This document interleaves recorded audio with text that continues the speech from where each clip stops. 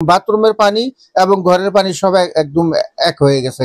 তা আমাদের চলার মতো কোনো ব্যবস্থা নাই। 1 ফুট হয় বা 1.5 ফুট এরকম বাড়িতে প্রতি ঘরে ঘরে পানি ঢুকে। আমাদের সরকারের উচিত একটু দেখার, মানুষ খুব কষ্ট হয় বর্ষাকাল আসলে। এই জিনিসগুলো সমাধানের একমাত্র উপায় হচ্ছে প্রথমত হচ্ছে খালটা অপমুক্ত করতে হবে।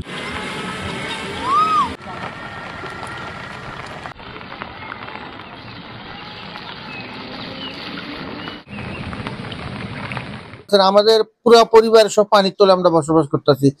আজকে সকাল হইতে কোনো খানা পিনা কিছু নাই। ওই যে দেখেন বাথরুমের পানি এবং ঘরের পানি সব একদম এক হয়ে গেছে। তা আমাদের চলার মতো কোনো ব্যবস্থা নাই।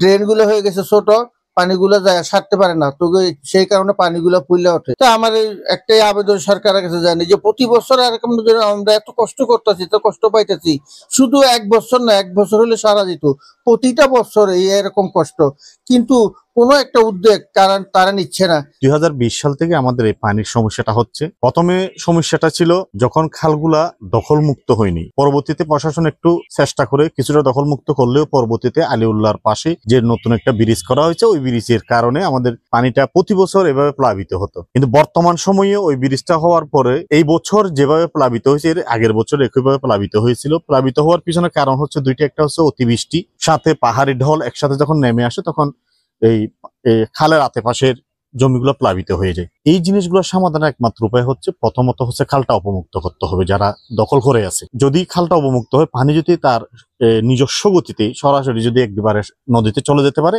আশা করি আর এভাবে প্লাবিত হবে না। আমাদের এলাকাটা হচ্ছে টেকনাফ সদর ইউনিয়নে জাহালিয়াপাড়া 2 নম্বর ওয়ার্ড। আমাদের যে এলাকার পিছনে পাহাড় আছে, সে পাহাড় থেকে পানি আসে এবং আমাদের যে পার্শ্ব আছে খাল আছে, সে খালে বিলের পানি এবং পাহাড়ের পানিগুলা খালে পৌঁছাতে পারে না, কারণ খালে পৌঁছানোর জন্য আমাদের পর্যাপ্ত ব্রিজ নাই এবং ব্রিজ থাকলেও সে ব্রিজগুলা নিচু এবং ছোট আকারের।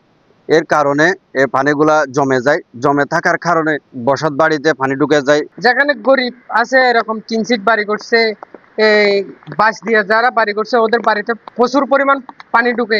1 ফুট হয় বা 1.5 ফুট এরকম বাড়িতে প্রতি ঘরে ঘরে পানি ঢুকে। এখানে যেগুলো ড্রেন করছে ওগুলা বেশি বড় না, 2 ফুট উপর থেকে ওরা একবারে ডালাই দিয়ে দিছে, পানি একটু যাওয়ার ব্যবস্থা কম। আমাদের সরকারের উচিত একটু দেখার, মানুষ খুব কষ্ট হয় বর্ষাকাল আসলে। এত ড্রেন আমাদের ভিতরে, পৌরসভার ভিতরে প্রায় জায়গার মধ্যে ছোট ছোট খাল আছে, কাল পর্যন্ত আমাদের পানিগুলো যাইতে পারতেছে না, যার কারণে জলবদ্ধতা সৃষ্টি হচ্ছে।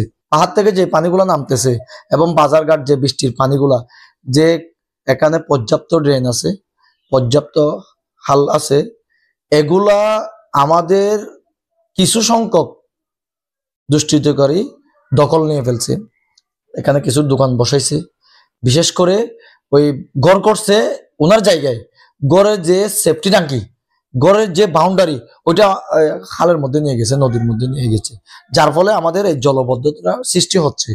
এখান থেকে যদি আমরা টেকনাফের প্রশাসন, বিশেষ করে এখন টেকনাফ পৌরসভার প্রশাসক যিনি আছেন, ওনার পর্যাপ্ত ক্ষমতা আছে, উনি একজন ইউনো সাহেব এবং পৌরসভার প্রশাসক এবং উনি উপজেলা চেয়ারম্যানের দায়িত্ব, ওনার অনেক দায়িত্ব আছে। উনি যদি চায়, আমি মনে করি এই ছোট্ট একটা পৌরসভা, 1.5 কিলো একটা পৌরসভা, যদি চাই, এখানে পানি জলবদ্ধতা হওয়ার কোনো সম্ভাবনা 1% নাই, যদি আমাদের সদিচ্ছা থাকে।